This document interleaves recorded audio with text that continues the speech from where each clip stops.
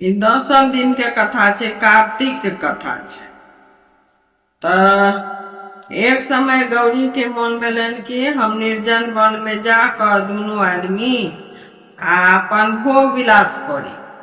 गौरी के मन भेलन तो महादेव के संग ल क महादेव के संग ल लेलखिन आ गौरी आ उ दोनों आदमी के से अपन चली गेला अपन अथी करेला, भोग विलास करेला। बहुत दिन भोग विलास करे में महादेव के बहुत दिन लाग गए भोग विलास करे में। देवता लोग नहीं चिंतित होबे लगल कि जो ओ लोग ब्रह्मा ओत पहुँचला। महादेव जाय रूप में छलखिन, लीन छलखिन, तो ओतय से उ सब पहुँच गेला। यही में संतान नहीं हेतै तो केहन हेतै। ब्रह्मा कहलखिन जे अहाँ लोग एहि लेल चिंता जून करू, सब कल्याण होत। मुदा एतबा अवश्य ध्यान रखब जे चिंता जून करू, सब कल्याण होत। मुदा एतबा अवश्य ध्यान राखू जे यदि गौरी के पेट से संतान हैत तो समस्त संसार विनाश कर दे। तै हेतु अहाँ लोग महादेव के संभोग सब निवृत्त करबाक उपाय कयल जाओ।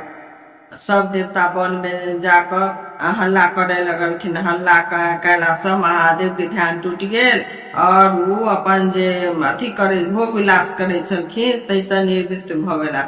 महादेव के भोग विलास से उठला तखन ओकर पृथ्वी पर उठला तो हुनकर अंश पृथ्वी पर खस पड़लन। गौरी के ऐसा बड़ क्रोध भेलन। वो सब देवता के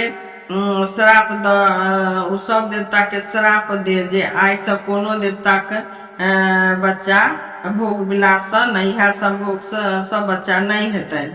महादेव का अंश पृथ्वी पर सहन नहीं कर सकले। वंश आग में फेंक देलन। आग से हो भार के नहीं सह सकला। ओकरा सरपत वन में फेंक एलन।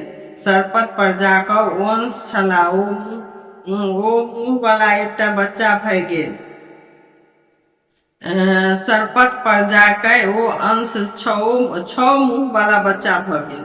ओहि बाटे कृतिका सब जाय छल। वो सब कनैत बच्चा के उठा लेलक आ अपन दूध पियाबे लागल। ओहि बच्चा के वो पोसलक। पैद भेला पर बच्चा सब तरह से शिक्षा देलक। बच्चा के पोसनिहार कृतिका छल।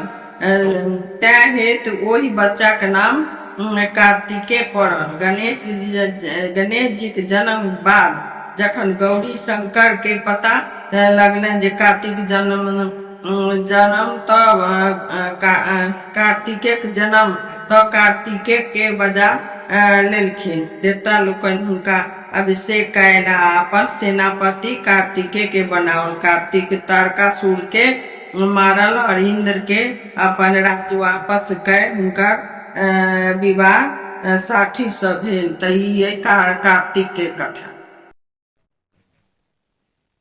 देवता लोकनि द्वारा प्रथम में भोग विलास जे करे छलखिन गौरी तो नहीं होबे देलखिन माने सब देवता पितर। तो गौरी चिड़चिड़ा भ गेल छलखिन। ओ सतत रुष्ट भ गेल छलखिन। आ हुनका इहो नहीं मालूम छलन जे तेक हम अथियो के न लेकिन कार्तिक के जन्म भेले सेहो हुनका नहीं मालूम छलन। महादेव गौरी के प्रसन्न करबा हेतु बहुत चेष्टा केलखिन किंतु वो प्रसन्न नहीं भेली। महादेव एकरा लेल बड़ चिंता भेलनि। वो एक दिन गौरी से पूछलखिन जे अहाँ एना क्या करे छी, अहाँ कोना प्रसन्न रह से स्पष्ट कहू। वो कहलन अहाँ अंतर्जामी छी, अहाँ सबक मनक बात बुझ जाय छी, तखन हमर मनक बात अहाँ किया नहीं बुझै छी से हमरा कोना विश्वास हैत। मूर्ख पति के स्त्री सब बात कहे छै किंतु स्वामी अहाँ अंतर्जामी छी, अहाँ के कह तखन हम अहाँ बुझबै। यदि अपने हमरा बुझल अछि तो हम अपने आज्ञा के कोनो नहीं मानब, कोना नहीं मानब। सुन स्त्रीगण लेल संसार में सबसे पैघ सुख नीक पुरुष संग संभोग करबाक थिक। ओहि संभोग में यदि कोनो प्रकार के बाधा न होइत छै तो यही सब बढ़ क स्त्री जाति के लेल कोनो सुख नहीं होइ छै। यही दुख से स्त्री दिनों दिन खिन झक्की स्वभाव के भ जाय छथिन। आब अपने ही सोचू जे हमरा लेल केहन भारी दुख अछि। एक तऽ संभोग में विघ्न, दोसर अपने के अंश पृथ्वी पर खसि पड़ल, आ सबसँ पैघ दुखी जे जखन ई जखन तक अखन तक निसंतान छी, जकर पति स्वयं त्रिलोकीनाथ, तकरा बेटा नहीं, जाय स्त्री के बेटा नहीं, तकर जीवन व्यर्थ थिक। तपस्या, योग, दान इत्यादि नित्य कर्म आन जन्मे में करैत दैत छै, मुदा नीक बेटा यह लोक आ परलोक सब ठाम सुख दै छै। हे प्राणनाथ, अहाँ सर्वपरि सर्वज्ञ छी। हम आप कोन उपाय करू, कृपया अपने हमरा कहू। पार्वती के बात सुनी महादेव कहलन, हे प्रिय, निराश नहीं हो, सब बातों को उपाय छै। माघ शुद्ध त्रयोदशी सुपर्ण नामक सुपुष्य नामक विष्णु के व्रत आरंभ से भरि साल चलैत रहे छै। एहि व्रत में बड़ खर्च आ कष्ट होइ छै, मुदा तुरंत फल देनिहार यहाँ दोषो कोनो व्रत नहीं छै। अहाँ चिंता नहीं करू, हम सब प्रबंध कर दे, कोनो वस्तु तकलीफ नहीं हैत। गौरी प्रसन्न भय अगला मास पुष्यक व्रत आरंभ कै सभी विधि समाप्त कैलन। व्रत समाप्त कै गौरी महादेव संग कैलाशक एक सुंदर निर्जन स्थान में सुख विलास करे ला चल गेली। जखन महादेव के अंश खसबाक समय भेलनि, तखन भगवान विष्णु एक मुठिक तपस्निक ब्राह्मणक रूप में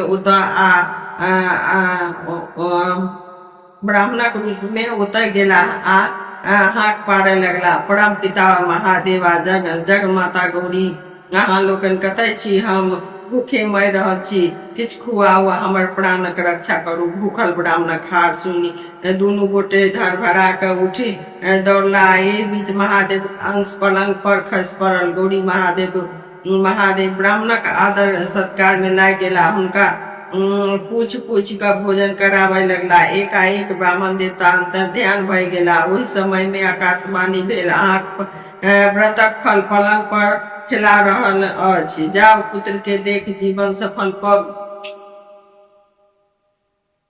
आकाशवाणी सुन गौरी दौड़ली, देखै छथि जे एक सुंदर बच्चा पलंग पर खेल रहल छथि आ अपना अंगूठा चूमि रहल छथि। दुनू गोटा के असीम आनंद भेलनि। कैलाश पर उत्सव मनाओल गेल। देवता लोकन आज बच्चा के आशीष देलनि। हिमालय सेहो सब परिवार बच्चा के नाम गणेश राखल। यही उत्सव में शनि महाराज सेहो आयल। गौरी के आग्रह कैला पर ओ बच्चा के झपने देखल, लगले गणेश गर्दन कटि गेल। भगवान विष्णु तुरंत एक विशिष्ट हाथीक गर्दन काटि गणेशक धड़ में जोड़ देला, अमृत छीटि हुनक जियावल। ओहि दिन से गणेशक मुँह हाथीक मुँह सन छनि। यही उत्सव में गौरी महादेव देवता लोकनि पता लगौलनि जे हुनक प्रथम संभोगक फल स्वरूप कार्तिक केर जन्म भय गेल छनि, आ दोसर कृतिका लोकनिक संरक्षण में छथि। ओ कार्तिक कृतिका के संरक्षण में गणेशक विवाह दक्ष प्रजापतिक बेटीक पुष्टि सँ भेलनि। तऽ ई छल गणेशक कथा। गलती भऽ जाए तेँ लऽ कऽ हम किताब में से कहलहुँ हँ, तऽ प्रणाम करै छी, कथा कहऽ गलती।